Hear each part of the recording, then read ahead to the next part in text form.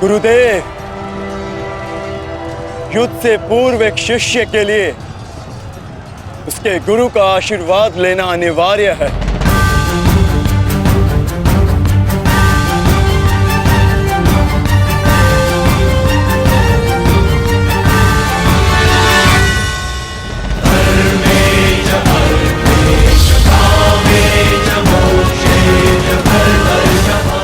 मेरा आशीर्वाद सदैव तुम्हारे साथ है अर्जुन।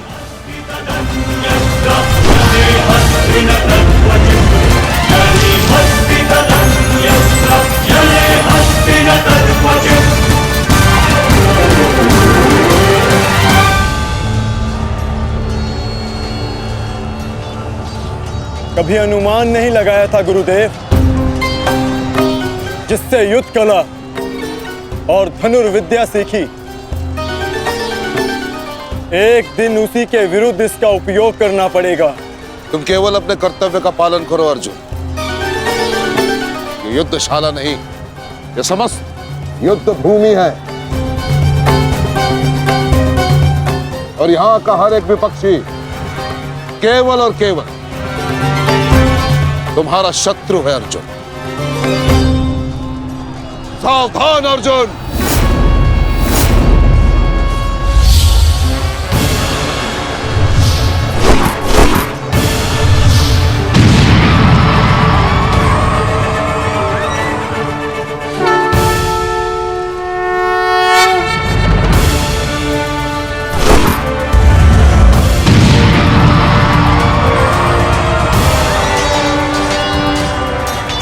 धृष्टद्युम्न, गुरु द्रोण अर्जुन के मार्ग में आ रहे हैं। वज्र के आगे बढ़ने के लिए अर्जुन के मार्ग की बाधा हटानी होगी। जाओ, जाके अर्जुन की सहायता करो।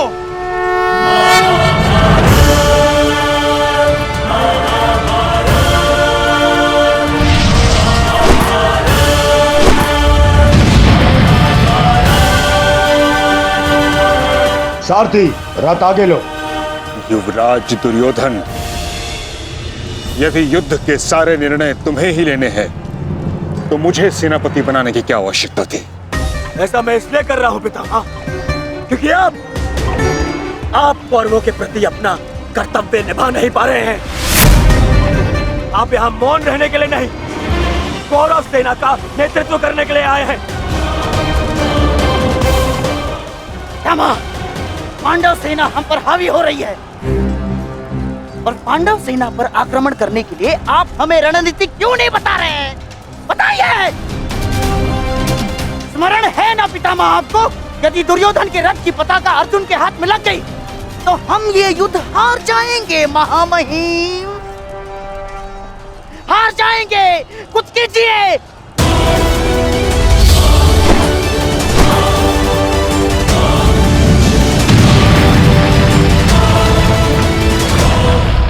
युवराज को मैंने ऐसे व्यर्थ वचन लेने के लिए कदापि नहीं कहा था। अब युवराज दुर्योधन को इसका परिणाम स्वयं भुगतना होगा। और रही बात मेरे आदेश की, तो अभी आक्रमण में समय शेष है।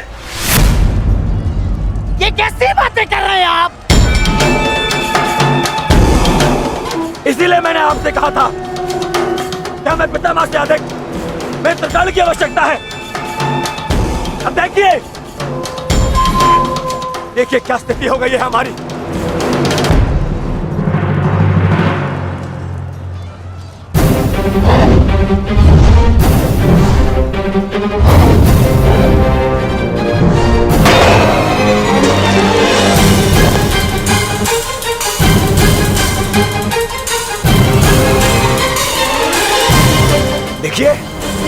देखिए कैसे मौन खड़े हैं। ऐसे ही चलता रहा ये तो हम शीघ्र ही हार जाएंगे।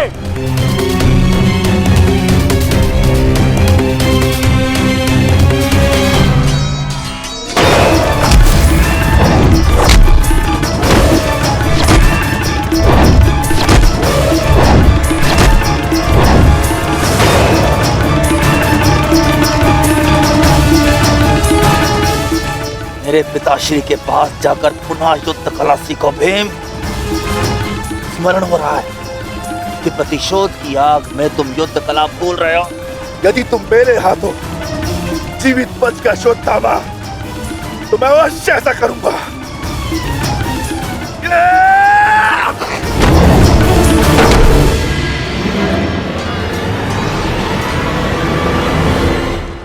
रुद्रोण को यहाँ से मैं संभालता हूँ। अर्जुन तुम आगे बढ़ो।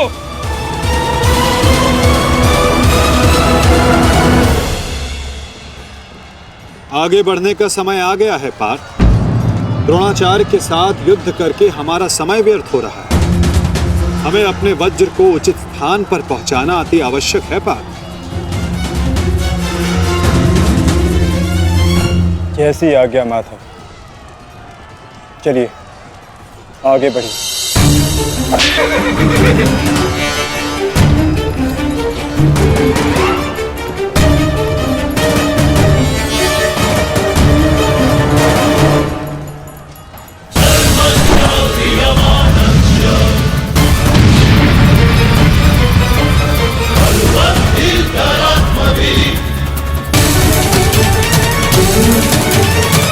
मेरे होने वाले सम्राट, शत्रु का वज्र आगे बढ़ रहा है। यदि हमने कुछ नहीं किया तो हमारे लिए समस्या उत्पन्न हो सकती है।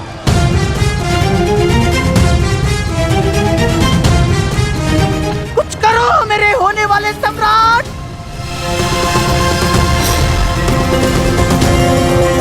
काश भी मेरा मित्र मेरे साथ होता। मुझे तुम्हारी आवश्यकता है मित्र,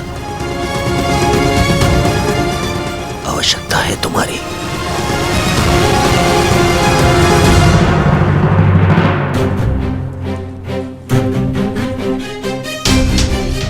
ये कैसी अनुभूति है।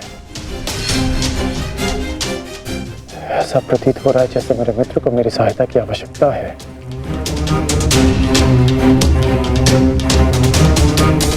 मुझे क्षमा कर दो मित्र। जब तुम्हें मेरी सबसे अधिक आवश्यकता है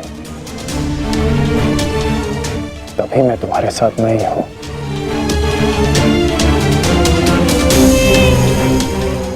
सैनिक, जाओ जाकर पता लगाओ कि युद्ध में क्या चल रहा है। जो आज्ञा महाराज।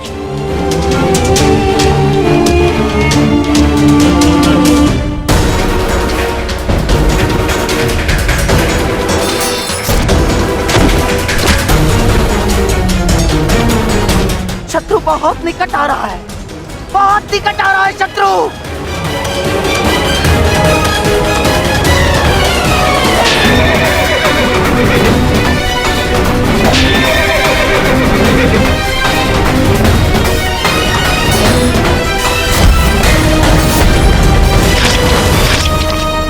माधव, वो रहा दुर्योधन। उसे बंदी बनाने का समय आ गया।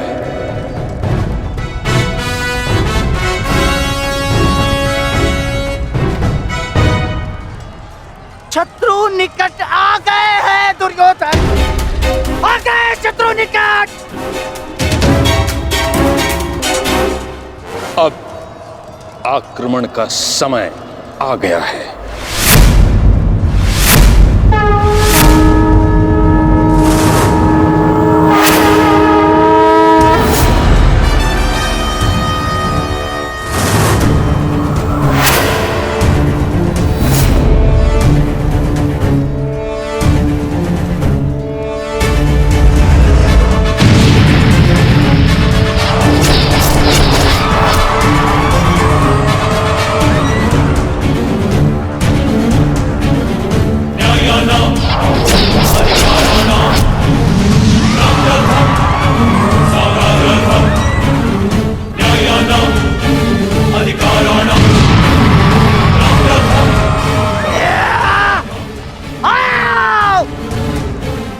मेरे प्यारे भांजो, आजा।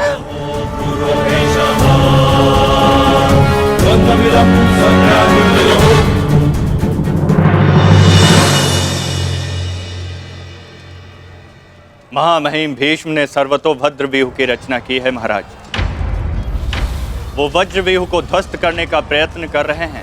उस ओर से सेना का नेतृत्व कौन कर रहा है संजय? व्यूह को ध्वस्त करने का प्रयास कर रहे हैं। इस सेना की टुकड़ी का नेतृत्व कौन कर रहा है? कौन? वज्र पर चारों ओर से आक्रमण कर दिया गया है।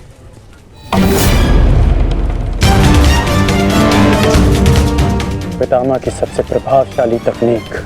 और जो व्यूह का नेतृत्व कर रहे हैं वो हैं? मैं जानता हूं।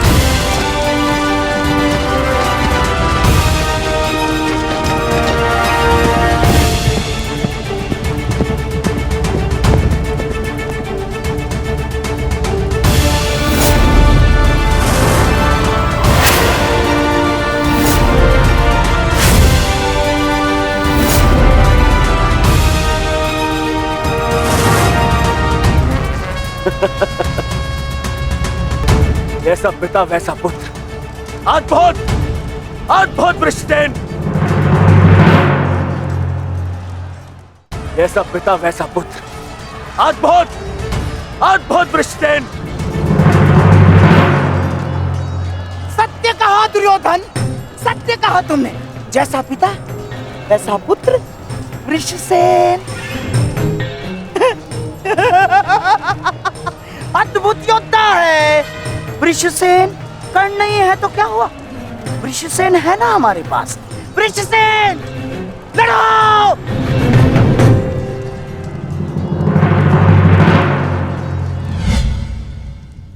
सर्वतोभद्र व्यूह के विषय में जानते हो?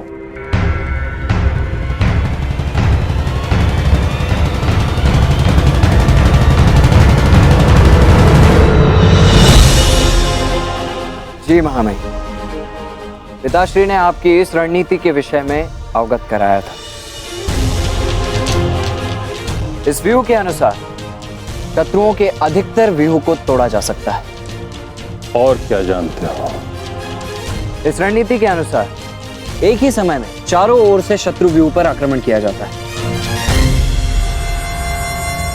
और सेना को छिन्न भिन्न करते हुए मध्य तक पहुंचा जाता है ताकि शत्रुओं को कहीं से कोई सहायता न मिल सके। परंतु सेना का नेतृत्व केवल एक कुशल योद्धा के हाथों में होना चाहिए। और वो योद्धा ऐसा हो शत्रु जिसका अनुमान भी न लगा सके। उसकी युद्ध शैली कभी पहले देखी न गई हो।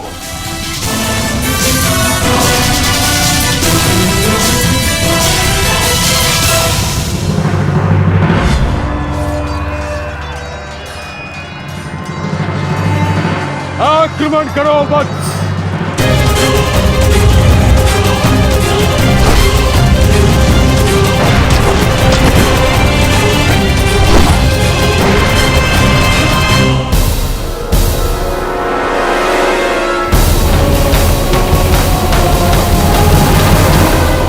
युद्ध भूमि में अब क्या हो रहा है संजय? महामहिम भीष्म के आदेश के अनुसार अंगराज कर्ण के पुत्र वृषसेन सर्वतोभद्र व्यूह का नेतृत्व कर रहे हैं महाराज। वज्र व्यूह पर चारों ओर से आक्रमण करके कौरव सेना पांडव सेना पर हावी हो रही है महाराज।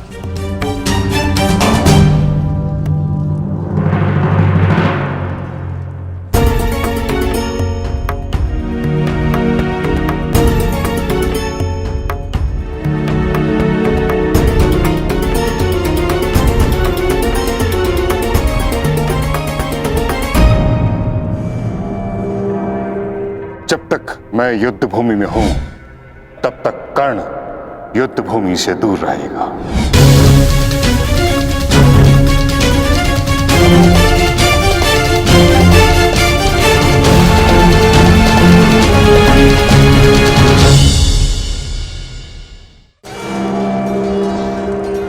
विश्वसेन के अप्रत्याशित आक्रमण से हमारी सेना को भारी क्षति पहुंची है वासुदेव। अब हमें क्या करना चाहिए? विपक्ष ने वज्र को तो रोक दिया, परंतु वज्र की नोक अभी भी प्रहार करने में सक्षम है धर्मराज। तुम समझ रहे हो ना पार्थ?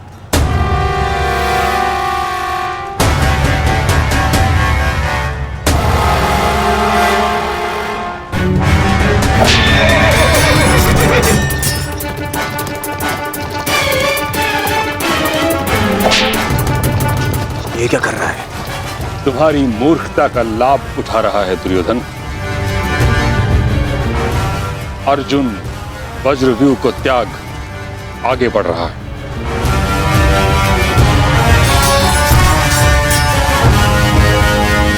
हमने उनके वज्रव्यूह को तो निष्क्रिय कर दिया है दुर्योधन, परंतु अर्जुन ये जानता है कि तुम्हारे रथ पर लगी पताका यदि उसके हाथ लगी तो यह युद्ध समाप्त हो जाएगा। इसलिए उसका लक्ष्य केवल तुम हो। वो सब छोड़िए पितामह, अर्जुन को रोकने का उपाय सोचिए। इसका उपाय है मेरे पास। पार्थ, वो देखो, गंगा पुत्र तुम्हारी ओर तुम्हें रोकने आ रहे हैं।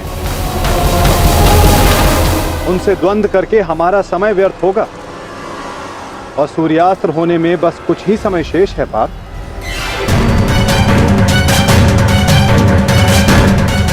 गंगा पुत्र का तुम्हारे मार्ग से हटना आवश्यक है।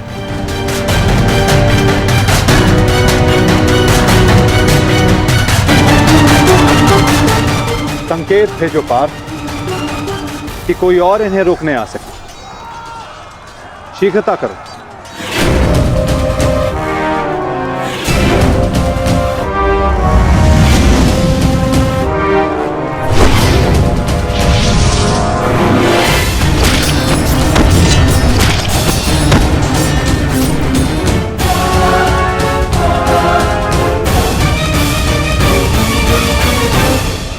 परंतु पितामह से द्वंद्व करेगा कौन? जब योद्धा समक्ष प्रस्तुत होगा तब आपको ज्ञात हो जाएगा धर्मराज।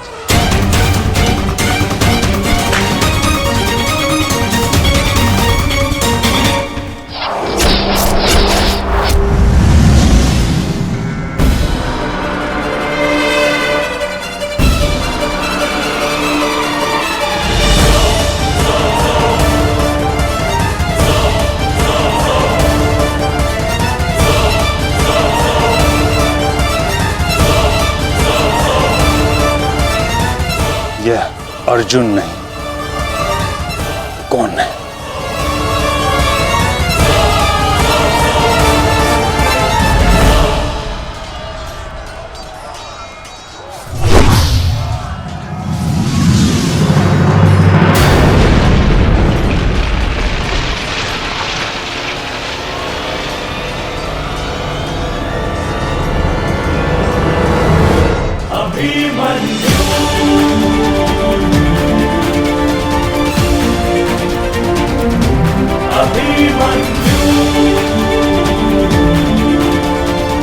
अभिमन्यु।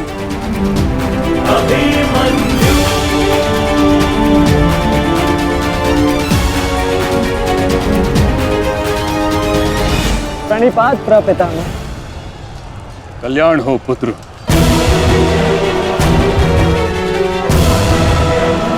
किंतु क्या अपने ही प्रपितामह का मार्ग रोकना उचित है?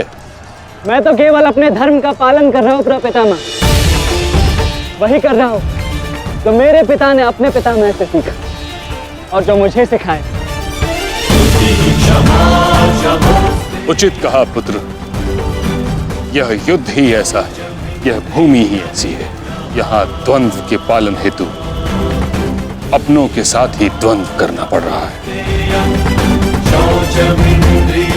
मुझे तुम पर गर्व है कि तुम परम निष्ठा और साहस से अपने कर्तव्य का पालन कर रहे हो, किंतु ये मेरा दुर्भाग्य है कि तुम मेरे साथ नहीं, मेरे विरुद्ध हो। और इसी कारण आपके प्रहार को रोकना मेरा कर्तव्य बन जाता है प्रपितामह।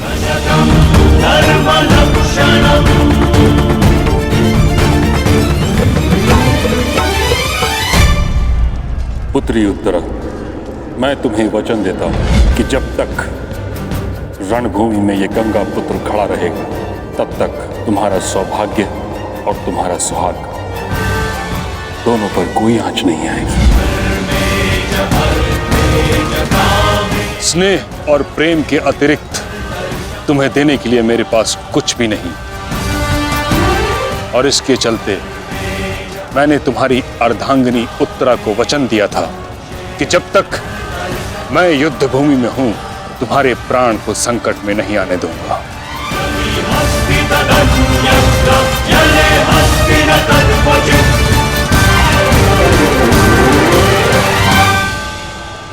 ये क्या कह रहे हैं पितामह?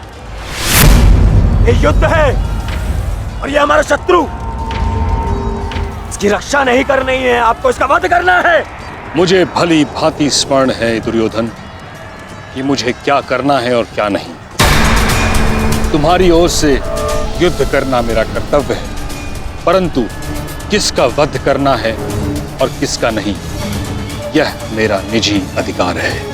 पितामह, यदि आप इसी प्रकार पांडवों के मोह और वचनों से बंधे रहेंगे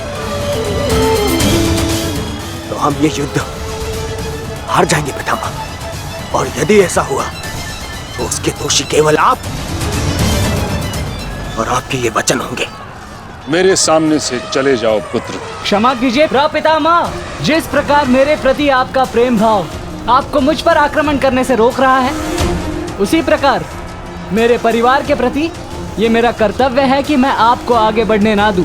मैं तुमको क्षति नहीं पहुंचा सकता पुत्र, परंतु इसका अर्थ ये नहीं कि मैं आगे नहीं बढ़ सकता। सारथी,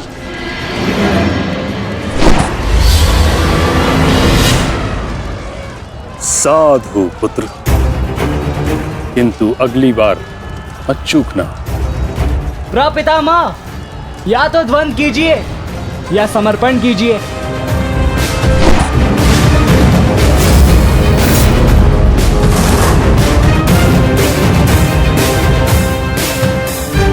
बस करो पुत्र।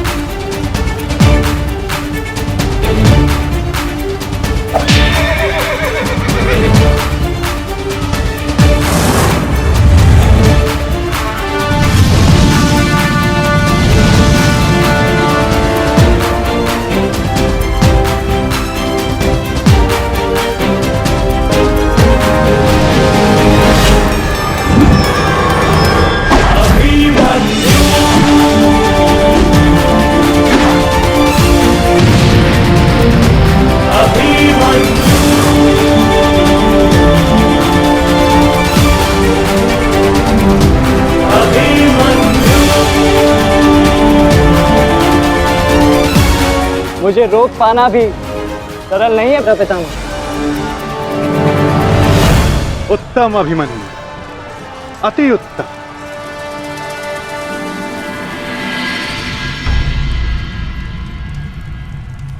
ताचरी, ये क्या कर रहे हैं?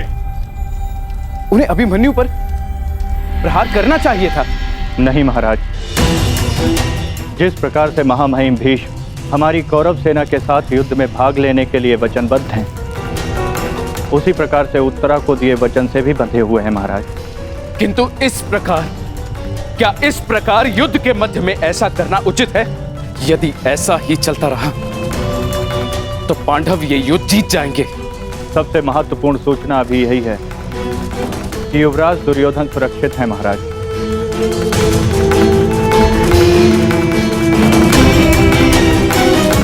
और राजकुमार अर्जुन उनकी ओर बढ़ रहे हैं महाराज।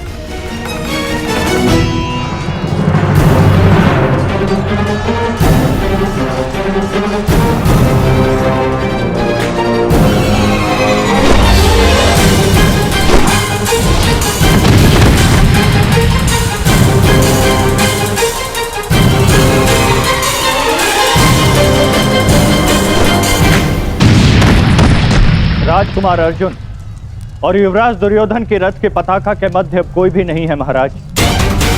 ईश्वर, ईश्वर मेरे पुत्र की रक्षा करना।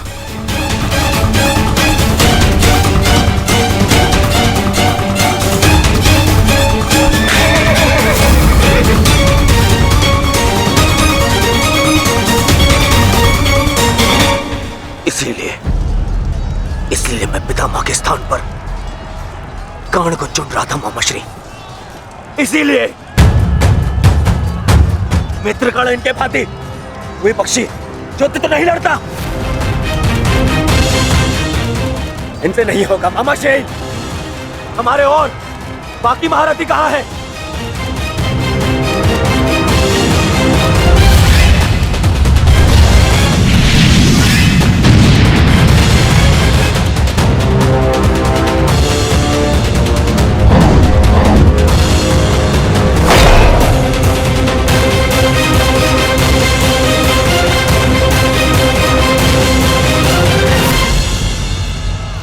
मित्रगण होता तो ऐसी परिस्थिति कभी उत्पन्न नहीं होती।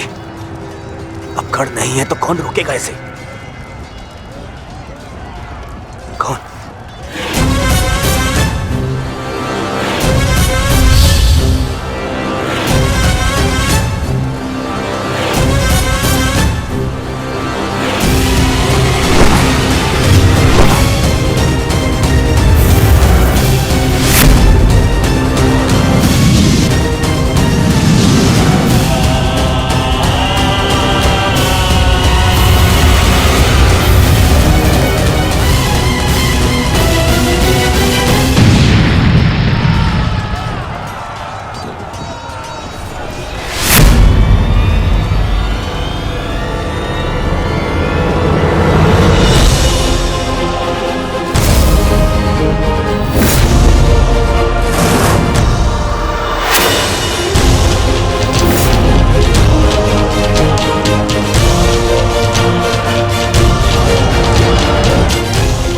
मेरे मार्ग से हट जाओ विष्णु।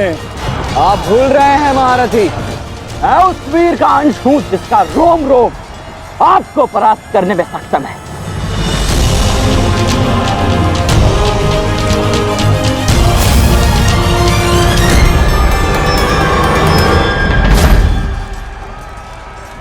हम यहां युद्ध करने आए और मैं अपने पिता को यह वचन देकर आया कि रणभूमि में मैं उनकी कमी की अनुभूति किसी को नहीं होने दूंगा।